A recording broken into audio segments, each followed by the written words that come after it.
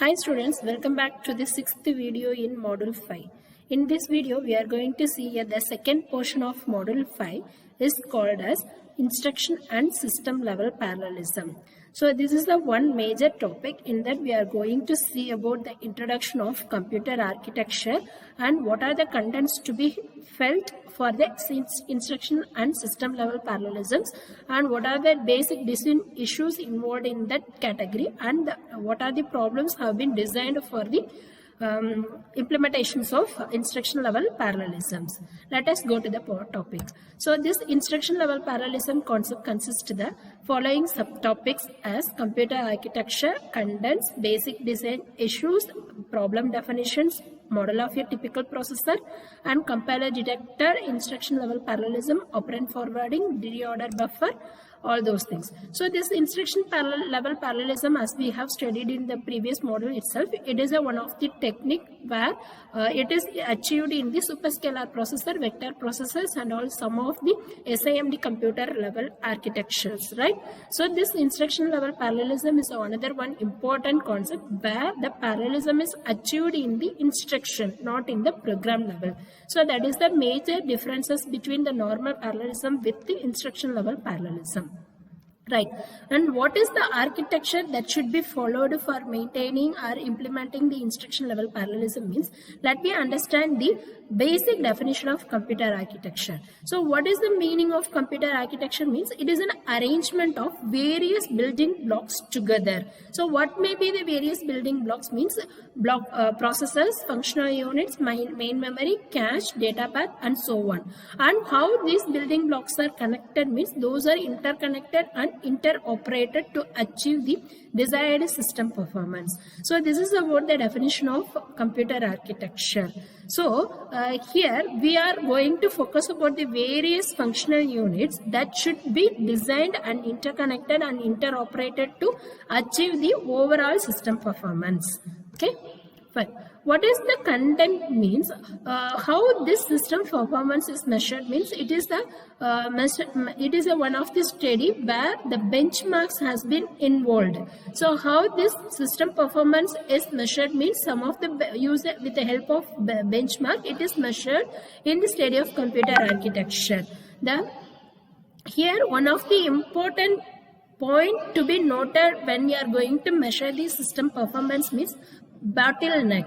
Bottleneck is one of the problem. It understands, it calculates the slower part of your system. So in your computer, which is the slower part and what is the performance we can achieve to implement in a higher, better and more technical way. So this typically performance bottleneck arises when one part of the system, that is one of its subsystem, it cannot keep up the overall throughput requirement in the system.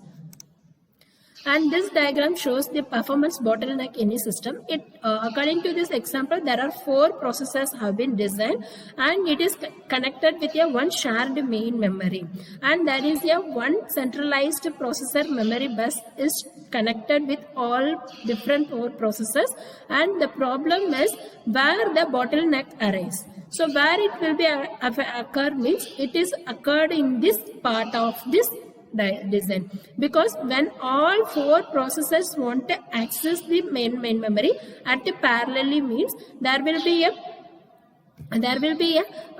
bottleneck arises in the area of the buses which connects the all different 4 processors with the main memory. So that's what this is called as performance bottleneck in a one system. Okay, then the sustained performance which the system can meet will be equal to the performance of the slowest part of the system. Okay, so if you take there are some 3 systems can be considered here, and it's with rate of operations also given here. So each of 4 processors can perform double precision floating point operation. According to the above example, these 4 processors can perform double precision floating point value at the rate of 500 millions per second, and this shared memory can read and write data aggregate rate of 1000 millions, where the 32-bit words per second is maintained. 32-bit words per second rate is maintained. And this processor memory bus, which one is the processor memory bus? So this bus is called as a processor memory bus. So this bus has the capability of transferring 500 million 32-bit words per second from R2 to main memory.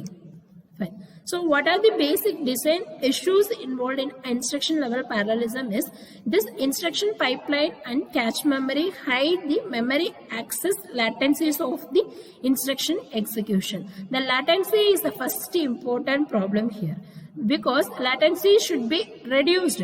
If you want to achieve a good performance system, the latency should be lesser, right? So here this instruction pipeline and also cache memory, these two concepts are the resolution technique for removing or reducing the latency. So that's what instruction pipeline and cache memory hide the memory access latencies for instruction execution. That is the first design issue. And move on to the functional units. How these functional units are connected means these will be connected in a if you take one superscalar operation, normally in a normal processor one instruction can be executed in pipeline fashion, but in superscalar operation it can able to operate or it can able to execute more than one instruction. That's what the instruction issue rate, IIR, in superscalar instructions are more than 5. So that is the another one issue.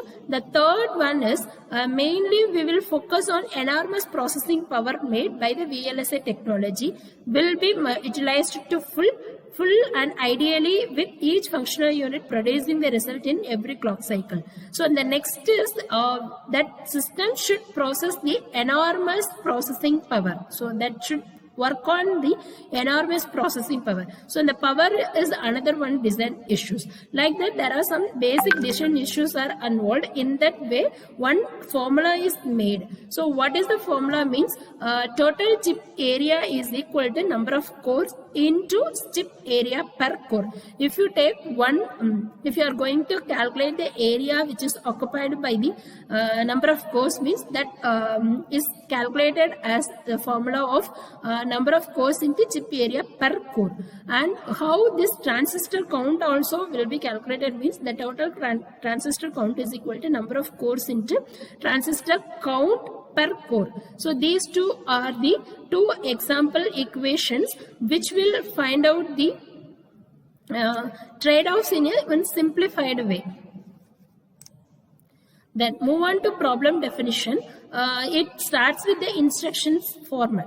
So normally how one instruction will be looking, it will start with the opcode, one first operand, second operand and registers. So this is the normal basic instruction format for all the cases of operations. It may be a arithmetic operation, it may be a memory operations, or it may be a logical operation. If you take one data transfer instruction, how it will have means it obviously will have the two operands here. So one is source operand, another one is destination registers operand. And the same thing is applied. What is the best example for data transfer instruction? Load and store. So that's what effective address for load and store is calculated at the time of instruction execution, not previously. So how this effective address is calculated means this effective address is calculated at the time of instruction execution. Then we go for branch conditions. Branch instruction, it is a special case. Either it may be a true case or false case. So there are two possible combinations of an instruction stream is followed for all the types of branch instruction.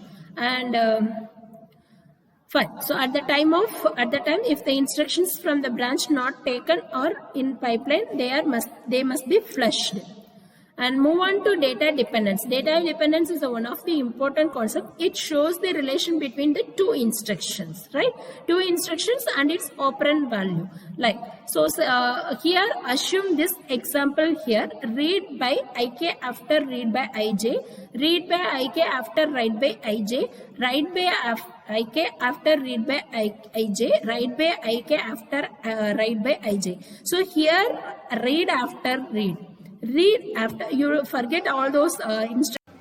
So here you forget their instructions name. You just remember read after read, read after write, write after read, write after write. So based on these combinations of operations, the data dependencies are derived as 4 types. Those are read after write, that is called as raw.